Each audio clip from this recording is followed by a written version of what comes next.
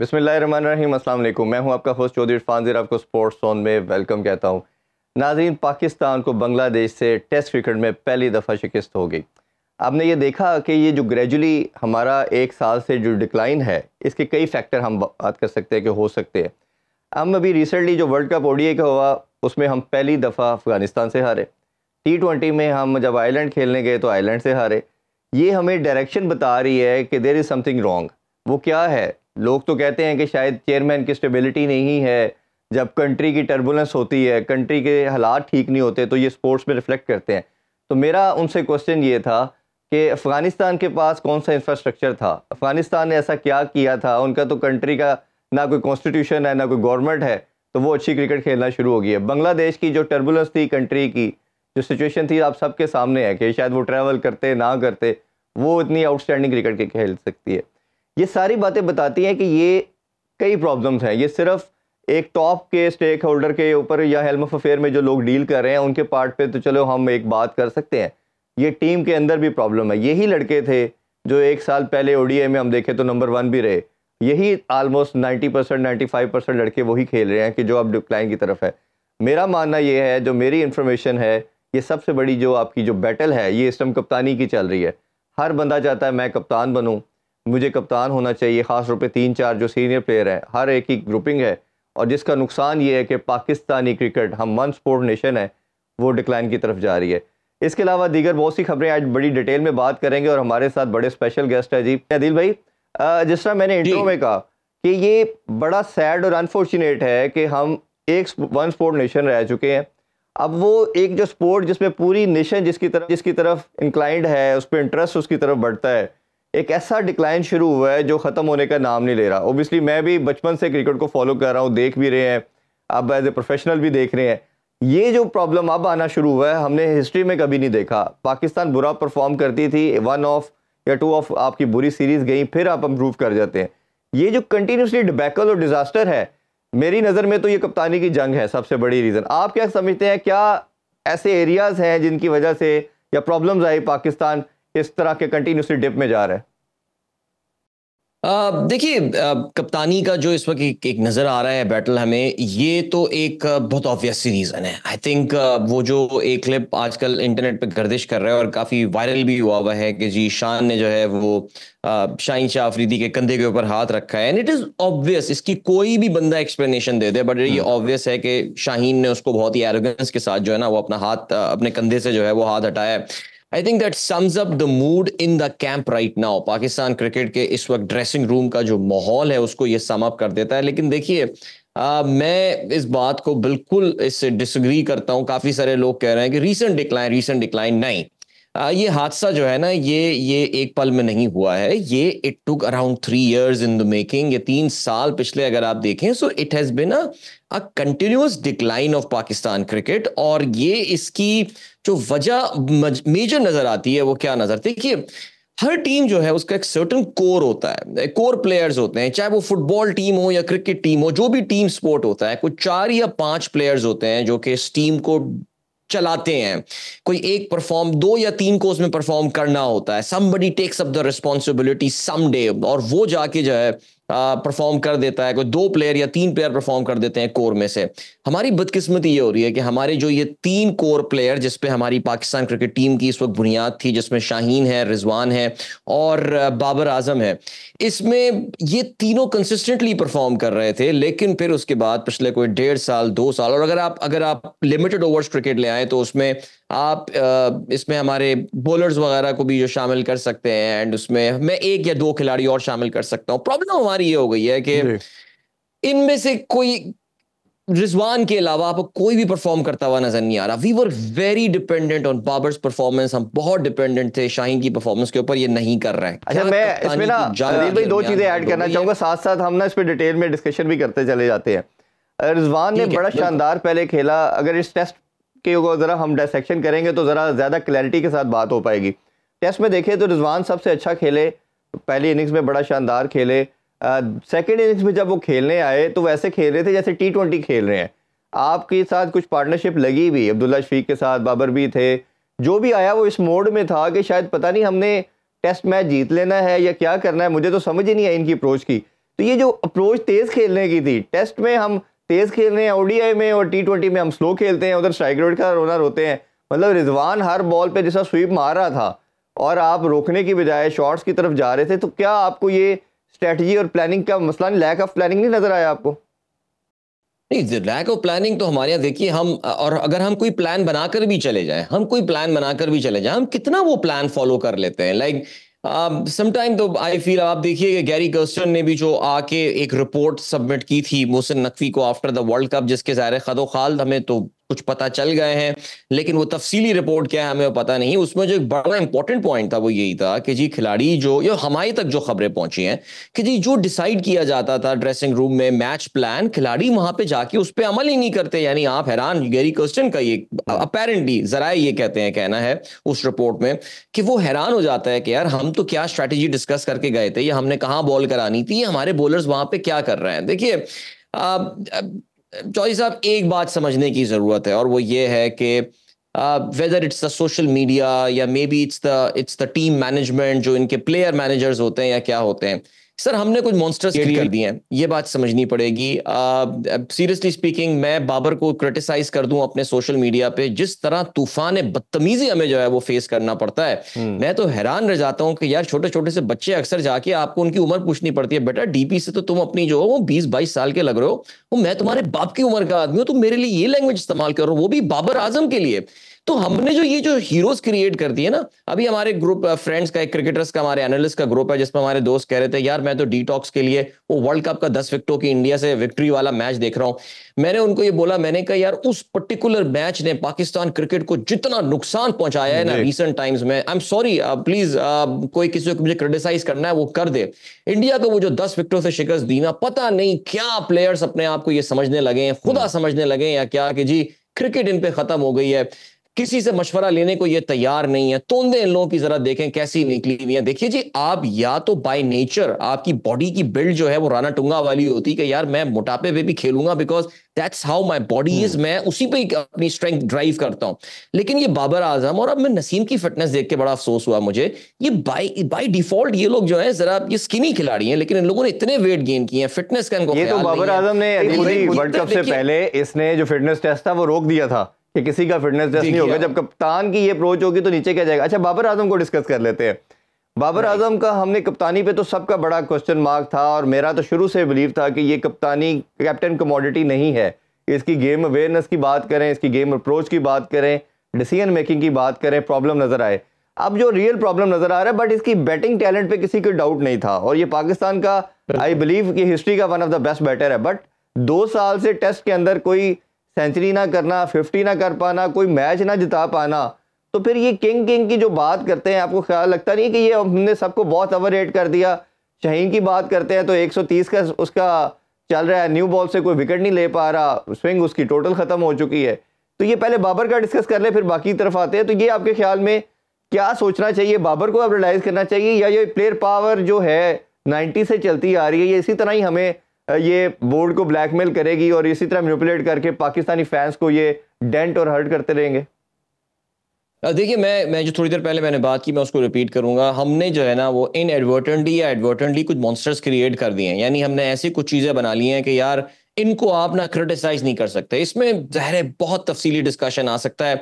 आप कप्तानी से हटाना सरफराज को, खैर हम कराची वाले तो वैसे ही बदनाम है कि घूम फिर के हर चीज हम सरफराज पे ले आते हैं। मैं तो क्राइम समझता हूं जी, वो क्राइम था। पड़ेगी वो बात कि एक T20 टीम जो 11 सीरीज जीतती हुई आ रही है, क्योंकि उस वक्त के जो वजीर आजम थे जी, उनको सरफराज की बॉडी लैंग्वेज पसंद नहीं आई वर्ल्ड कप के एक मैच में जमाइयां लेते हुए, तो उन्होंने कहा यार ये तो कप्तान है ही नहीं, इसको हटाओ।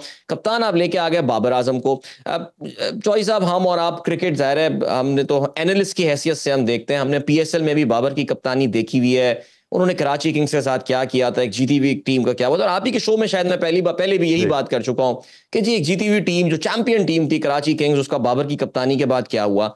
पाकिस्तान टीम में भी आके अब देखिए ना, एक कप्तान की बॉडी लैंग्वेज आपको कुछ कॉन्फिडेंस देती है। मैं सरफराज को बुरा भला कहा जाता है, चीखता रहता है। वही खिलाड़ी जो है वो अगर कभी ऑफ द फील्ड आप उनसे सरफराज की बात करें तो वो उसकी तारीफें करते हुए नहीं रुकते थे। हर खिलाड़ी का अपना एक स्टाइल होता है, बट अल्लाह के बंदे एक स्टाइल तो अपना लेकर आओ। अब बाबर का क्या हुआ, देखिए जी, आपने बाबर को तो एक तो चले कप्तान बना दिया, ठीक है जी, हमने कहा यार टाइम देते हैं, 1 साल दो, 1.5 साल दो। मैं ये समझता हूं कि वो जो एक टाइम आ गया था जी, सोचना भी मत, एक ट्रेंड चलना शुरू हो गया था, ये हारिस रऊफ वगैरह इन लोगों ने, जो इनके प्लेयर मैनेजर ने, उनको पता नहीं होगा या नहीं होगा कि यार हमारे ट्विटर अकाउंट से या social media account, Instagram account से क्या लघवियात निकल रही है कि सोचना भी मना है या सोचना भी मत, कोई हैशटैग आ गया था। फिर आई एम सॉरी, आपके चैनल का हिस्सा रहते हैं, मुझे पता है रमीज राजा साहब ने भी बाबर को जो एक बड़ा बना दिया था जी, बस कप्तान तो यही होगा और जी ये और ये फलाना है, वो है, धमाका है। नहीं है यार, वो नहीं। आपको क्या अभी तक नजर नहीं आ रहा कि बाबर आजम में वो कैपेबिलिटी नहीं थी, हमने उसे कप्तान बना के उसके साथ ज्यादती की है? मेरा ये ख्याल है, देखिए जी, and just imagine, I mean he got a pair in this test match. वो तो शुक्र है लिट्टन दास ने कैच उसका छोड़ दिया। बाबर आजम रावलपिंडी की डेड विकेट में अगेंस्ट बांग्लादेश पेयर ले लेता। बाबर अपने बारे में सोचे खुदा के लिए, ये अपनी तस्वीरें, फोटो शूट, ये अपनी ऑडी में जो उस गाड़ी में घूमते हैं, तेज पंजाबी म्यूजिक में गाने लगाना, यार थोड़ी देर के लिए जरा लो प्रोफाइल हो जाओ, खुदा के लिए जाके वर्क ऑन योर बेसिक्स। कोई इतना माशाल्लाह, Babar is such a rich guy, hire a personal coach अपना एक कर लो, थोड़ी देर के लिए क्रिकेट से किनारा कशी इख्तियार कर लो यार, डू अपने पे रहम करो, मेरा ये ख्याल है बाबर आजम। अदरवाइज सी, देखिए यहाँ पे प्रॉब्लम आती है चौई साहब, और वो यही आती है, इनके पास एडवाइजर्स अच्छे नहीं होते, इनके पास इनके अराउंड वो लोग बैठे हुए होते हैं जो बस इनकी कसीदा गोई कर रहे होते हैं। मैंने पाकिस्तान के एक बहुत बड़े प्लेयर को देखा है ये, कि उसने भी अपना करियर ऑलमोस्ट तबाह कर दिया था इस चक्कर में कि उसकी सराउंडिंग जो है ना वो बड़ी खतरनाक थी।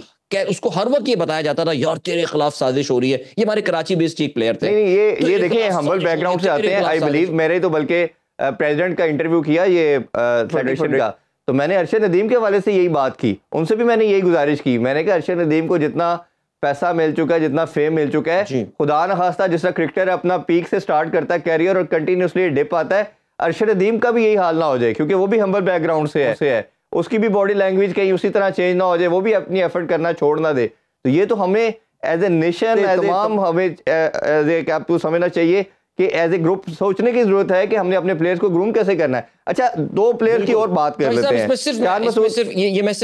मैं सिर्फ एक पॉइंट ऐड करूंगा, हम बिल्कुल आगे आते हैं। आपका ये बहुत वैलिड पॉइंट है अरशद का, क्योंकि ये एक नेशनल चैनल है। देखिए हम सबको ये बात पता है कि ओलंपिक खत्म हुए हुए अब कुछ हफ्ते हो चुके हैं। जितने भी ओलंपिक्स में जावलिन थ्रो के पार्टिसिपेंट्स थे, उन सब ने जाके लुज़ान की डायमंड लीग में पार्टिसिपेट किया, and the only major name missing was Arshad Nadeem.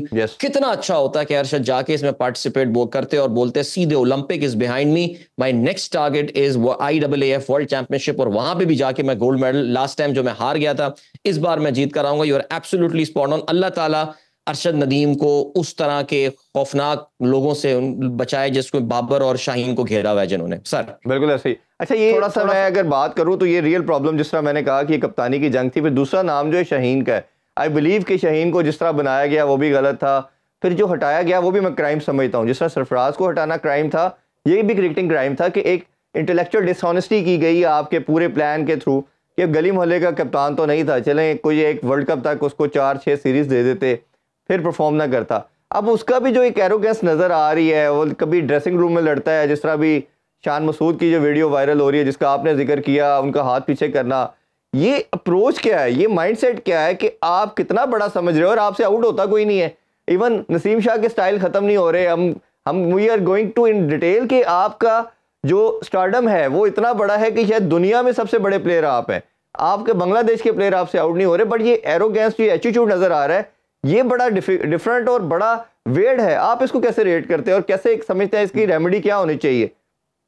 देखिए इनकी रेमेडी ये है कि इन सबको ना साइकोलॉजिस्ट के पास भेजना चाहिए, और इनका जो है ना जरा थोड़ी सी दिमाग की फाइन ट्यूनिंग करनी चाहिए। आई मीन मुझे कहते हुए बिल्कुल अच्छा नहीं लग रहा, लेकिन इस टेस्ट मैच में, पिंडी पहले टेस्ट मैच में, वो जो एक नौ वारिद वहां का एक लंबा सा बॉलर नाहिद राना आया है, I am sorry to say he at times there were patches जिसमें he bowled better than Shaheen Shah, बल्कि I think for most of the test match he was bowling better than Shaheen Shah Afridi. उसको पता था मुझे कहां बॉल करनी है।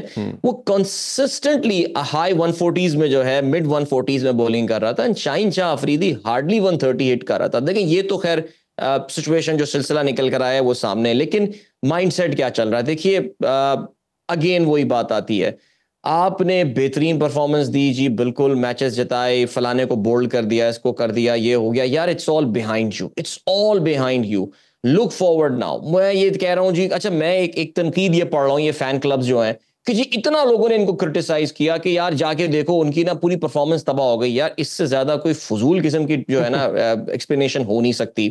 हार्दिक पांड्या के साथ इंडियंस ने क्या नहीं किया था वर्ल्ड कप से पहले। आई मीन मैं तो कभी कभार ये सोचता था कि यार ये बंदा सोशल मीडिया छोड़ क्यों नहीं देता, the sort of abuse that Hardik Pandya, but उसने किस तरह जवाब दिया है वर्ल्ड कप में। उसे वर्ल्ड कप जिता दिया अपनी कंट्री को। अली भाई एक ब्रेक की तरफ बढ़ते हैं, ब्रेक से वापस आके ना मैं कप्तानी के हवाले से, क्योंकि शान मसूद को कप्तान बनाया गया और उनकी अपनी परफॉर्मेंस और उनकी गेम अवेयरनेस, इस पे भी जरा डिटेल राय जानते हैं। Stay with us. Welcome back in sports. हम बात कर रहे हैं अदील अजहर से क्रिकेट के हवाले से। अदील भाई, जिस तरह हमने बाबर की बात की, रिजवान की बात की, शहीन की, थोड़ी सी कप्तान शान मसूद की बात कर लेते हैं। जब से पाकिस्तान हारा है बहुत ज़्यादा डिबेट होना शुरू हो गई है कि जी सिर्फ आपने क्या इंग्लिश अच्छी बोलने की बेस के ऊपर उसको टीम में सेलेक्ट किया। शान मसूद की 2-3 चीज़ों में बात करूँगा। आल्दो आई बिलीव कि ये सिलेक्शन आपकी ओबियसली एक पूरा सिलेक्शन कमेटी है जिसका हेड नहीं है, ये सबसे स्ट्रेंज बात है, दुनिया में कोई एग्जांपल नहीं मिलती।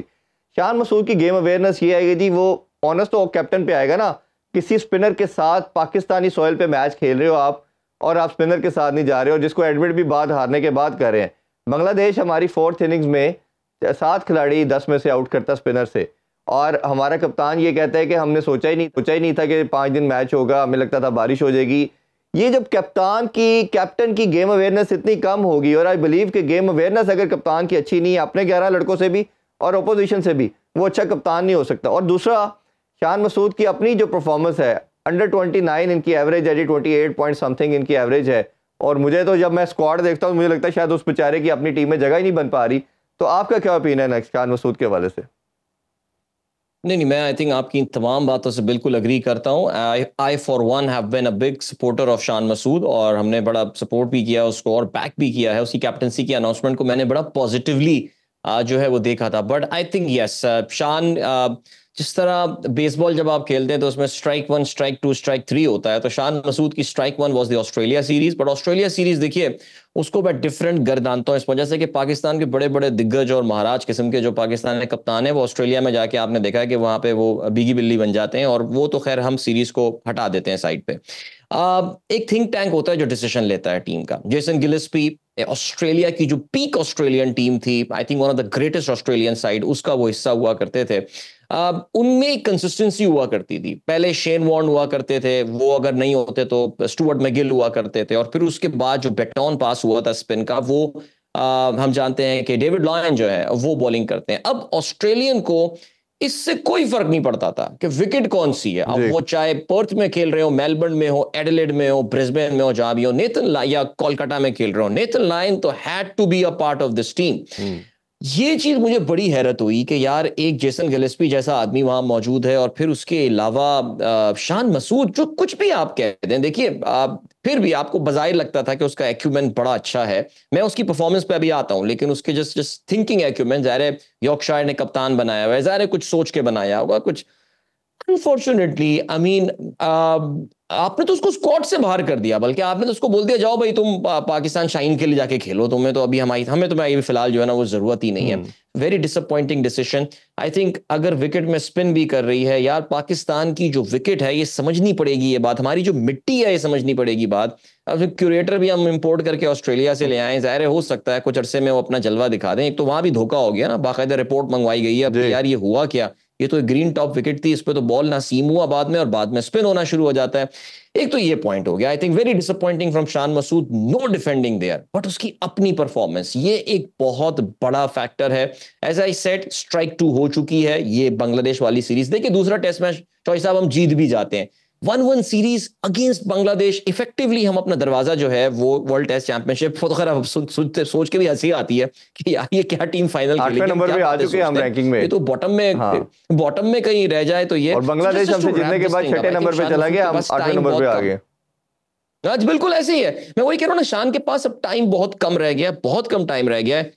ही has to perform in this match, वरना फिर पता है आपको, पर डर भी यही लगता है कि अब शान मसूद अगर फर्ज करें यू डिसाइड के जी कप्तान नहीं रहता, हमारे पास अब ऑप्शन क्या बची है? क्या आप सऊद शकील को अभी ऑलरेडी कप्तानी देने को तैयार हैं, या फिर आप सरफराज को बुलाएंगे वापस और बोलेंगे सैफी भाई कप्तानी? बिकॉज प्लीज, अगर अब खैर I think we are discussing it a bit early right now, लेकिन वाकई इस वक्त बड़ा ही हमारे यहाँ एक डर्थ है, कैप्टनसी का डर्थ है इस वक्त पाकिस्तान में, डेप्थ का, जिसका कल मोहसिन नकवी साहब ने सही इजहार किया। अच्छा, मैं इसकी तरफ मोहसिन नकवी साहब की तरफ आना चाहूंगा। इससे पहले मैं टीम के वाले से लास्ट क्वेश्चन एक ये करना चाहूंगा। डिजास्टर की जो डिटेल है ना, सबसे बड़ी रीजन मुझे नजर आई, जिस तरह इन्होंने स्क्वाड में एक अबरार रखा, उसको नहीं खिलाया। हम पाकिस्तानी कोई स्पिनर नहीं प्रोड्यूस कर पा रहे, अनफॉर्चुनेट है। हमने ओडीआई में भी देखा, T20 में भी देखा, अब टेस्ट की बात है। हमने नुमान अली को काफ़ी अर्सा रखा, 2-2.5 साल, साजिद खान को रखा, दोनों को बाहर कर दिया। फिर हमारे पास PSL सबसे बड़ी कमोडिटी उसामा मीर, हमें लगता था कि एक लंबा सर्व कर सकता। मेरा ख्याल है कि शायद वो लंबे फॉर्मेट में ज़्यादा इफेक्टिव हो सकता है, क्योंकि उसकी हाइट लंबी है, उसकी बॉल में ग्रिप है। उस्मान कादर इफेक्टिव हो सकता है, T20 वनडे में वो रन्स लीक करता है, बट टेस्ट में रन्स लीक भी हो जाए, आपको विकेट्स चाहिए होती हैं। तो जाहिद महमूद हमने तैयार किया, उसने डोमेस्टिक में आउट भी किए, उसको नहीं खिलाया। तो ये जो 5-6 लड़के हमारे पास हैं, अभी मुकीम लड़का जो है सुफियान मुकीम, ये अच्छा है। तो इन लड़कों को ना खिलाना और हम किसी लड़के की जब पीक ज़ाया कर देते हैं, जैसे हुरैरा की बात करते हैं, कामरान गुलाम की बात करते हैं, तो हमने जो 5-6 सालों में ना कोई स्पिनर बनाया, ना हमने कोई मिडल ऑर्डर बैट्समैन बनाया। इसका सबसे बड़ा रिस्पॉन्सिबल आप किसको समझते हैं, बोर्ड को या कप्तान बाबर आजम था, इसको समझते हैं?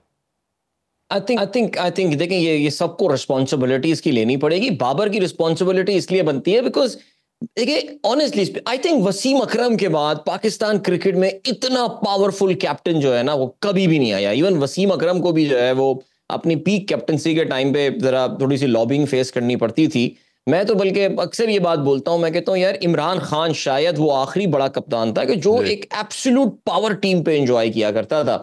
उसके बाद बाबर आजम, आपने उसकी सिलेक्शन, और उसमें अगेन आई कम बैक कि रमीज राजा का एक बड़ा इंपॉर्टेंट रोल था इनको इतना ऑल पावरफुल बनाने का। सारी पावर दे दी थी। रिस्पॉन्सिबिलिटी तो लेनी पड़ेगी, see Babar can not escape that responsibility, but then there is selection committee. आपने ये कुछ स्पिनर्स के नाम लिए, हमारे साथ जो एक बहुत बड़ा इशू है ना चौधरी साहब, वो है कि हमें जो है ना वो एक्स फैक्टर वाले प्लेयर्स चाहिए होते हैं। यानी यार जिस बंदे में एक्स फैक्टर हो। अच्छा, अनफॉर्चुनेटली जाहिद महमूद हुए, नुमान हुए, साजिद हुए, ये वो हैं कि खिलाते रहे आपको, कहीं ना कहीं कुछ मैच में विकेटें दिला के जो है ना वो दे देंगे, कहीं ना कहीं दे देंगे, लेकिन शायद वो पर्सनालिटी वाइज या आपको ऐसा लगता है कि यार वो लगता हमारे चाहिए जी मिरेकल हो गया एक, और ये चीजें, और हम ये एक्सपेक्ट भी करते हैं कि यार कोई ना कोई खिलाड़ी हमें जो है ना चमत्कार करके दे देगा इस मैच में, और वो कभी उसने कर दिया हो जिसकी बुनियाद पे उसकी जो है ना पूरा का पूरा। भाई ये लास्ट क्वेश्चन, टाइम की किल्लत है, मैं आपसे जानना चाहूंगा ये जो वकार यूनुस को पहले वहाब को सारी पावर दी मोहसिन नकवी साहब ने, अब वकार यूनुस को दे दी है,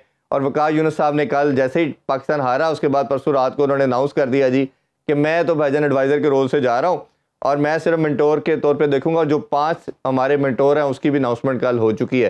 तो ये अब मोहसिन नकवी साहब को कैसे देखते हैं? सर्जरी भी उन्होंने नहीं की, कल भी उनका लाहौर में प्रेस कॉन्फ्रेंस की और काफ़ी वो नाराज़ हुए सहाफ़ियों से जब उन्होंने कहा कि आपके पास तो टाइम नहीं है, आप कैसे देखेंगे? उन्होंने कहा जी मैंने किसी मर्जी से नहीं जाना, मैं क्रिकेट ठीक करके जाऊँगा। अब वो आपको लगता है कि वो इंटीरियर मिनिस्टर भी हैं, सेनेटर भी हैं, चेयरमैन PCB भी हैं, it's a full time job, क्या वो जस्टिफाई कर पाएंगे? और आपको लगता है कि किस तरह वो कर पाएंगे और इसका सोल्यूशन क्या आपकी नज़र में हो सकता है? With all due respect I am saying that कल पाकिस्तान क्रिकेट बोर्ड के बैकड्रॉप पे बैठ के बलूचिस्तान में टेररिज्म के हवाले से बातें हो रही हैं, ठीक है जी।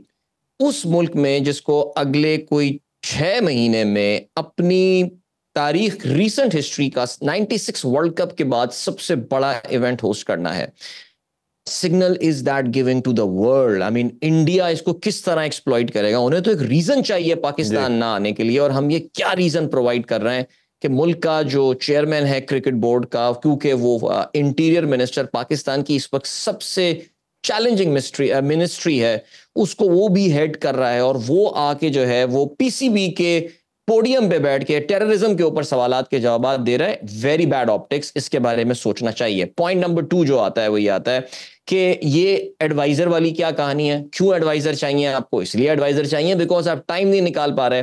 क्या एहसान मानी के पास कोई एडवाइजर था?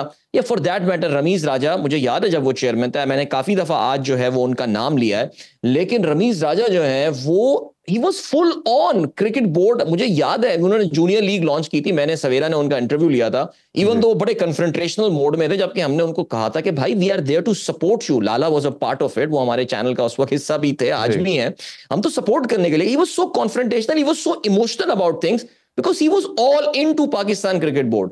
पता नहीं पावर कॉरिडोर्स में क्या बातें चल रही हैं, क्या चल रही हैं। तो स्ट्रक्चर था that there was a chairman and there is a chief executive officer. For God sake bring back उस स्ट्रक्चर को, उस कॉन्स्टिट्यूशन को तो आपने बुक्स में खत्म कर दिया था, उस स्ट्रक्चर को लेकर आइए।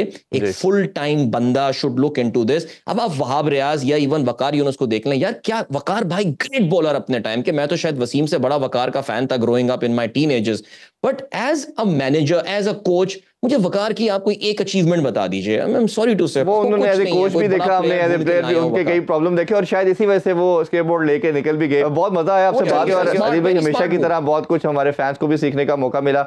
अभी ब्रेक की तरफ बढ़ते हैं जी। ब्रेक से वापस आके एमएमए के हवाले से बात करेंगे। उनके जो प्रेसिडेंट है उमर अहमद साहब हमारे साथ होंगे, हमारे साथ रहिए। पाकिस्तान ने अगर देखा जाए तो जी बड़े टाइम से कोई बड़ा इवेंट होस्ट नहीं किया था। हमें याद पड़ता है कि हमने वर्ल्ड कप होस्ट किया था 90s में, 96 में, फिर इस तरह सैफ गेम को हमने देखा।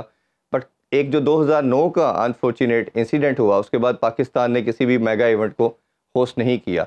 तो अभी जो रिसेंटली 18 से लेकर 22 अगस्त तक जो लाहौर में इवेंट हुआ एमएमए के हवाले से, इस पर डिटेल में हम बात भी करेंगे। हमारे साथ जो इनके प्रेसिडेंट हैं उमर अहमद साहब हमें ज्वाइन कर चुके हैं। अस्सलाम वालेकुम उमर भाई, thank you for joining us. Unfortunately जिस तरह मैंने इंट्रो में कहा कि हम वन स्पोर्ट नेशन रह चुके हैं, क्रिकेट के अलावा दूसरा कोई स्पोर्ट नहीं होती। अरशद नदीम ने जिस तरह जेवलिन थ्रो किया और ओलंपिक में गोल्ड लिया, तो पूरे पाकिस्तान की टेंडेंसी हमने देखी उस तरफ गई।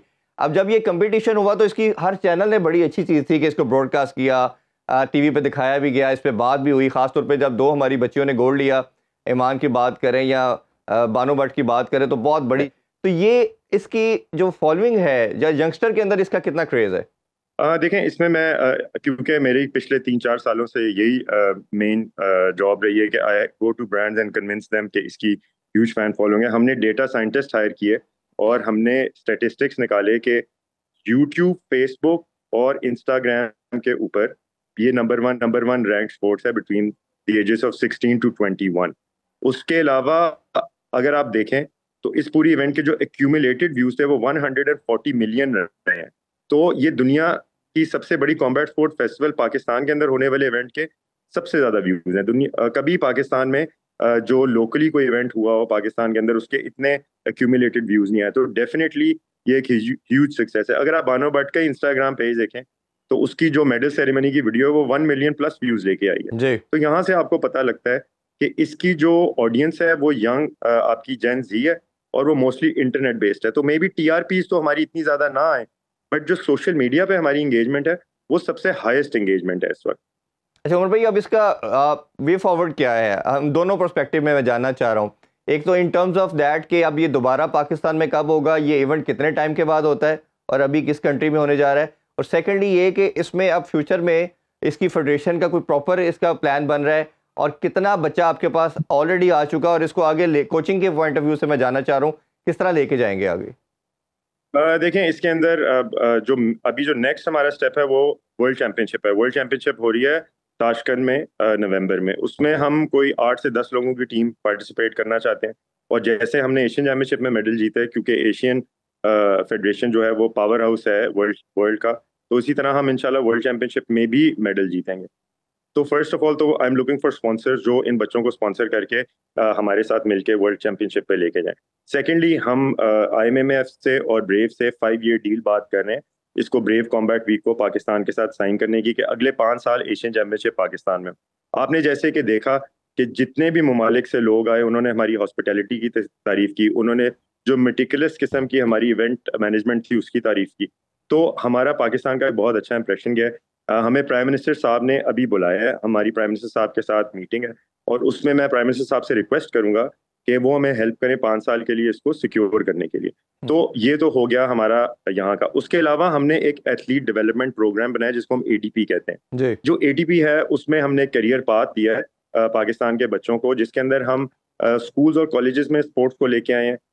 वो वाइट कॉलर फाइट लीग में इसमें पार्टिसिपेट करते हैं। उसके बाद जो लड़के उसमें अच्छा परफॉर्म करते हैं, अभी हम गवर्नमेंट ऑफ पाकिस्तान और प्राइम मिनिस्टर यूथ प्रोग्राम के पैट्रनेज के अंदर एक नेशनल चैंपियनशिप निकाल रहे हैं। ठीक है, जहां तक आप उस नेशनल चैंपियनशिप में जो बच्चे परफॉर्म करेंगे उनको हम गारंटी करेंगे एशियन चैंपियनशिप और वर्ल्ड चैंपियनशिप में पार्टिसिपेशन की। उसमें जो बच्चे परफॉर्म करेंगे उनको हम ब्रेव सीएफ पे साइन करेंगे, विच इज द रोड कह लें पाथवे टू यूएफसी। अभी तक कोई भी पाकिस्तानी यूएफसी नहीं गया, और मैं उम्मीद करता हूँ कि रिजवान अली जो 8-0 है, जिसको मैनेज भी कर रहे हैं, ही विल बी इंशाल्लाह द फर्स्ट पाकिस्तानी। उसने जो इंडियन फाइटर अंशुल जूबली को कॉल आउट किया, वो इस वक्त इंडिया में सबसे वायरल पोस्ट रही है 3 दिन। अच्छा। तो अगर आप देखा जाए तो पाकिस्तान इंडिया की जो फाइट थी वो दुनिया में नंबर 3 ट्रेंडिंग थी, और जो अंशुल जूबली का कॉल आउट था वो नंबर 1 ट्रेंडिंग था इंडिया में। तो यहाँ से आपको इस स्पोर्ट्स की मकबूलियत का पता लगता है कि how much is it embedded in our society. और ऑलरेडी हमारे पास चैंपियंस भी आप देखें कि पाकिस्तान क्रिकेट में हार गया है, हमने इंडिया को जहां फेस किया हमने इंडिया को हराया, चाहे वो ब्रेव सीएफ का इवेंट हो, चाहे वो एशियन चैंपियनशिप में कोई भी मुकाबला हो। तो हमारी जो पोजीशनिंग है एज ए टीम वो बहुत बेहतर है एज कम्पेयर टू बाकी रीजनल कंट्रीज से। बिल्कुल।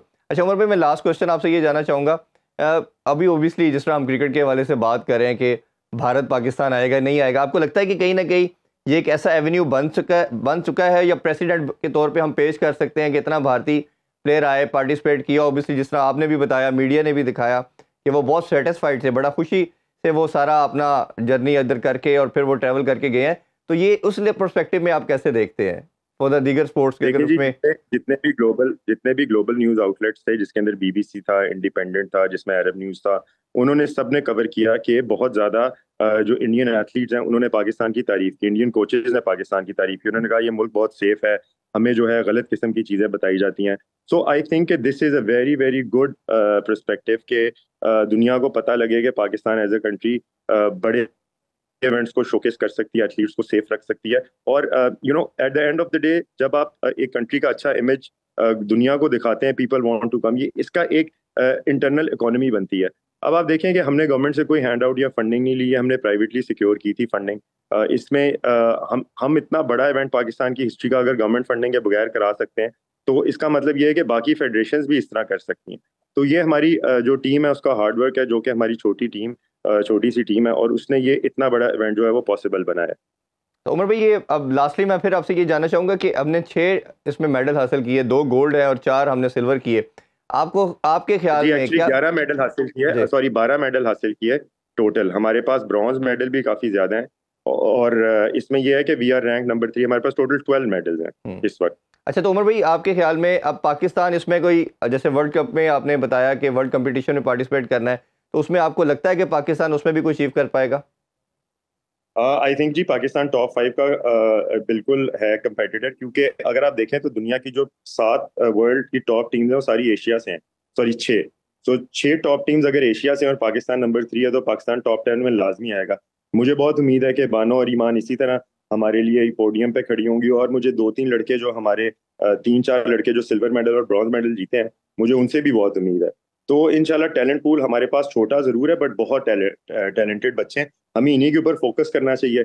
और इंशाल्लाह आप देखेंगे कि आने वाले वक्तों में हम जो है वो इसी तरह मेडल्स देखेंगे। मेरी एक गवर्नमेंट के लोगों से बड़ी गुजारिश है कि they should keep an I on this sport, क्योंकि इसकी एक मकबूलियत भी बहुत ज्यादा है। सेकेंडली हम we are always the winners in this sport, तो अगर वो इसको फरोग देंगे तो ये स्पोर्ट आगे बढ़ेगी, और ये क्रिकेट के बाद नंबर 2 स्पोर्ट होगी। इससे क्रिकेट के ऊपर भी प्रेशर हटेगा। जब क्रिकेटर्स परफॉर्म नहीं करेंगे तो उनको ये नहीं लगेगा कि दुनिया एंड हो गई, उनको पता होगा कि जैसे स्पोर्ट्स में जिसमें पाकिस्तान उमर भाई अर्शद नदीम ने किया है, या दुनिया में बहुत जी इन दोनों बच्चियों ने किया है पाकिस्तान का नाम फख्र से बुलंद, तो ऑब्वियसली हम तमाम चाहते हैं और हमारा भी यही है कि पाकिस्तानी हर प्लेटफॉर्म पे जब भी अपना नाम रोशन करे हम उसको हाईलाइट करें। उमर भाई बहुत बहुत शुक्रिया आपके टाइम का, और आपकी जो कोशिशें हैं, आपकी जो एफर्ट कर रहे हैं इस स्पोर्ट के लिए, अल्लाह ताला उसमें आपको मज़ीद कामयाबी अता करे जी। अभी आपसे इजाज़त चाहेंगे, अपना बहुत ख्याल रखिए। अल्लाह हाफिज़। पाकिस्तान जिंदाबाद।